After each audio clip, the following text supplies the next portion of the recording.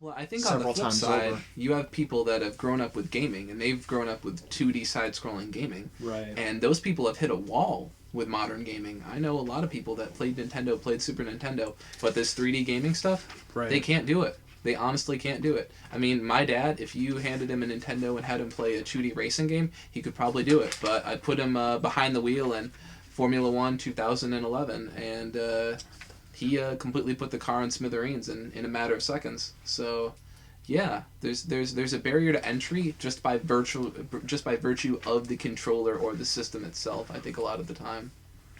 Well, I think that's certainly true, that there are a lot of people who were playing Super Mario Brothers back in the day, but who... We're probably pretty good, too. Well, they were probably... I mean, those old NES games? You had to be good if you wanted to beat some of those. But, that takes a different kind of skill. No, it's a different skill set, exactly. Right, And those people, by the time the 2D. PlayStation came around, they were probably doing other things, and certainly today they probably have mortgages and... families, and kids who unless are... they're doing those opiates you were talking about, right? Well, yeah, then they don't. Well, I mean, if they're doing all those opiates, and they're still probably not spending their time and money on video games, then. But as we were talking about earlier, the average age of the video gamer was just reported as mid-30s. You heard 34, I heard 37. And maybe that speaks to a generation of people who grew up with video games and who continued to play video games.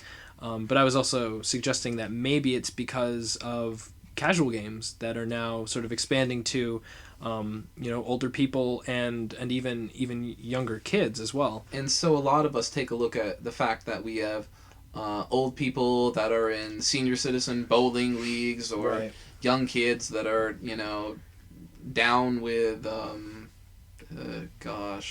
Wii basketball. I don't know. Pick another one. Whatever of these Wii games there are. And we can disdain them as much as we want. Look upon them with sort of a shaming sort of glance. But the truth is that these people are supporting gaming, and they are funding gaming. Maybe not the kids, but their parents are.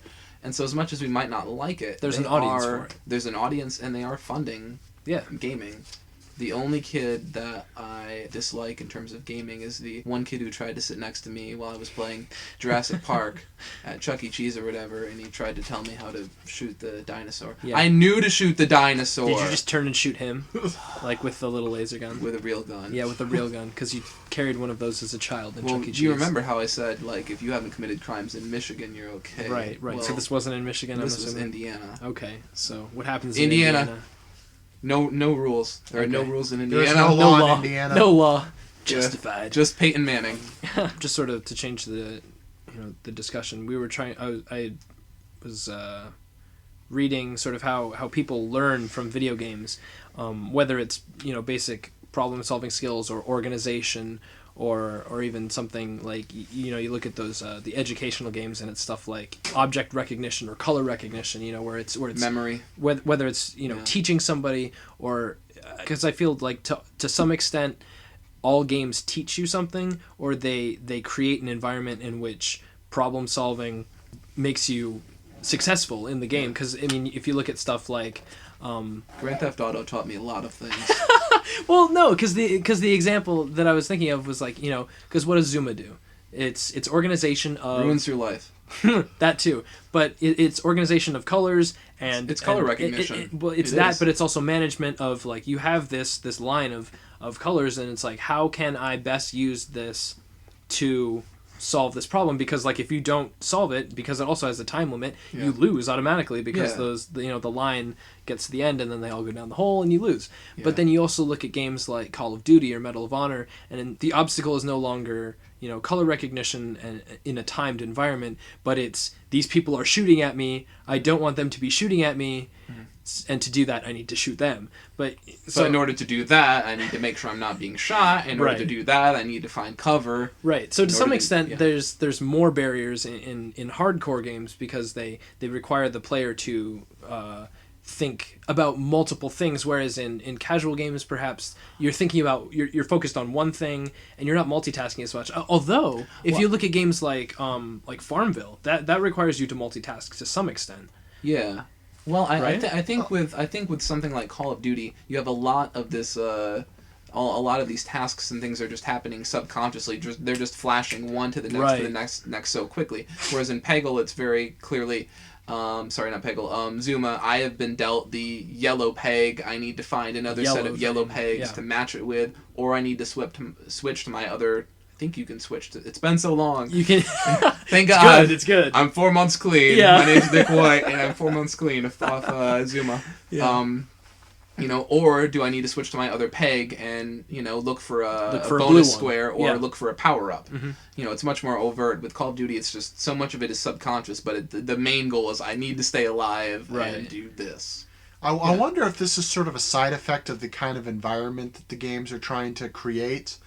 And maybe this is kind of another distinguisher is that, a hardcore game like Call of Duty, is trying to create a fully immersive, modern combat environment, whereas Zuma is Trying to create an environment of geometrical shapes. Yeah. So Modern maybe it's sort of a measurement of how immersive is the environment. And if the environment is more immersive, then the player has to keep track of more things, and then the barriers to entry then become higher. That's true. Trevor, let me tell you, Zuma is very immersive. It's very immersive. Days have been lost. Days. But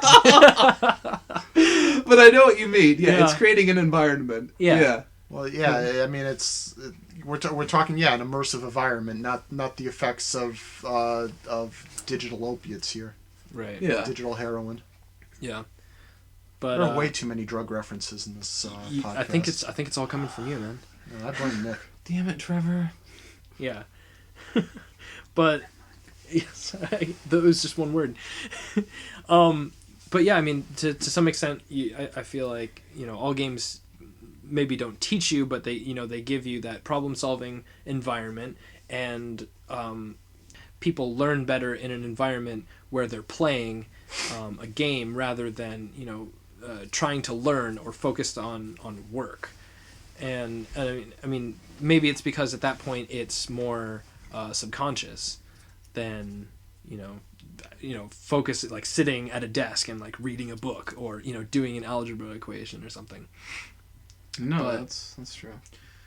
I'm tempted to mention back when I was in elementary school and learning multiplication, I remember thinking to myself, each problem is a level. Right. And I got to get to the last level, the 40th level of the... I don't know why I had to do so many multiplication problems back. Well, yeah, and it's strange And that you think about that. It that way, sounds but kind of weird. I think even when I was a kid, I was like, this is a weird way to look at it, but it gets the homework done. there was actually something I was. It's sort of strange you say that, because I was hearing about these.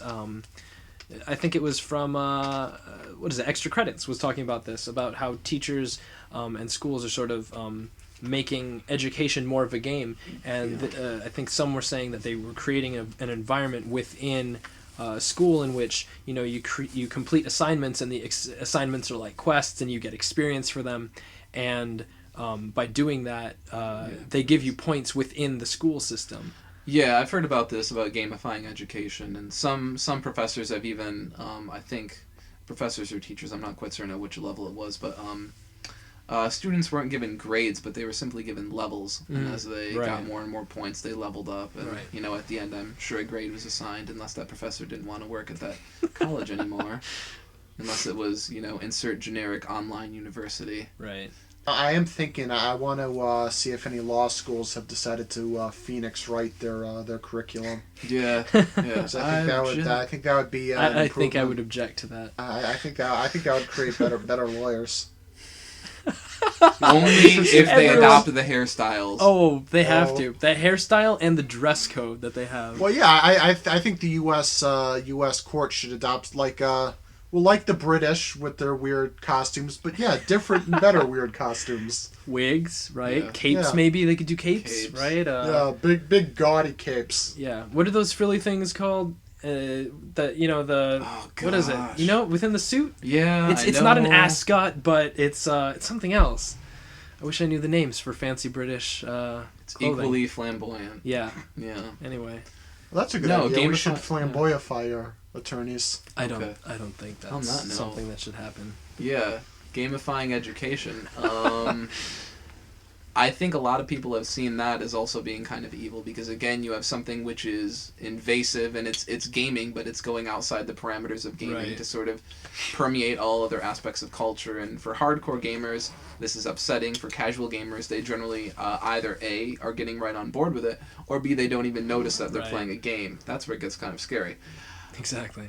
Yeah, I mean, hardcore gamers essentially just really want gaming to be isolated to, well, what are now conventionally understood to be games that you go to Best Buy and you're like, I want to play a game, and they take you over to the game section and you pay $60. And I feel like if you're a gamer and you go to Best Buy and you want to buy a game and they have to take you to the game section, you're already doing something wrong.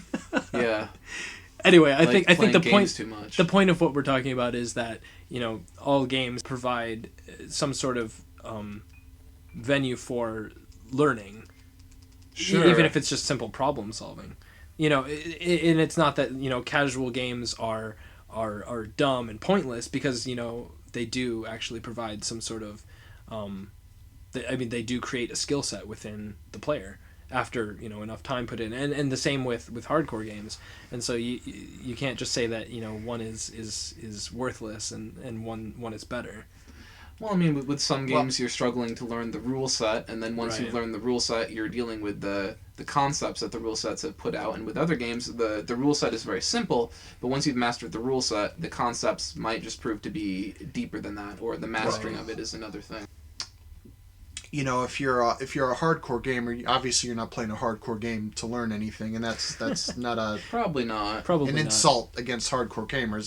That's not your goal. Right, but it's definitely that barrier to entry thing that we're talking about. Yeah, and I think that if hardcore gaming is an end in itself, as you were really talking about, Nick, where you want to keep it small, then you don't care about you come up to someone can come up to you and say, well, these are the external benefits of casual gaming, and they also maybe positively affect you as a hardcore gamer, not necessarily the learning, but other benefits, like someone who's playing Bejeweled today might tomorrow decide Bejeweled's boring now, and they're ready for the fully immersive modern warfare experience. I think they're going to be more prepared than you think. No, I agree with you. The reflexes, the visual acuity, absolutely. No, I agree. I agree wholeheartedly. But I mean, the hardcore gamer's like, I don't care. Hardcore gaming is a good in itself. This small, isolated community is an inherent good. That's a tough mindset to break or to.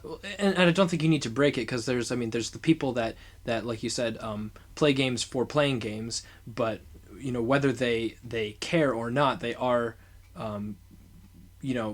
they are gaining skills in terms of hand-eye coordination, perception, that kind of stuff. But another example is I tried to have my mom play Portal, and she could not wrap her mind around. Yeah. One portal goes here, one portal goes here. You go in this one, you come out the other one, and she couldn't figure it out. Which is fine, because it's just that's another barrier to entry, like we were talking about. We sort of do need to wrap this up, as we are almost at our time. But I'd just like to point out that this, though it's only our third podcast, this is probably the most serious we've ever been. Damn it. Is that a good thing or a bad thing? I'm obviously a positive influence Trevor, I'm not sure. Are you like the paragon of this group probably now? I hope not. I mean, yes. the issue is, it's like, we 90% of our audio last time was just like laughter and just making fun of things. What happened now? We got so serious. How many people are did not even listen this long because we just got so serious? We didn't even make fun of America. I mean, do you think we gained or lost viewers by being more serious? You mean, do I think that those one or two people decided that they weren't going to... The 2 or 3 people that listened to the whole podcast. They're not listening this time. They're not. They're gone. Got turned off immediately. I'm sorry. Wouldn't be the first time I've heard that. Anyway. Obvious. All right. Anyway, thanks for listening, guys. Thanks for listening.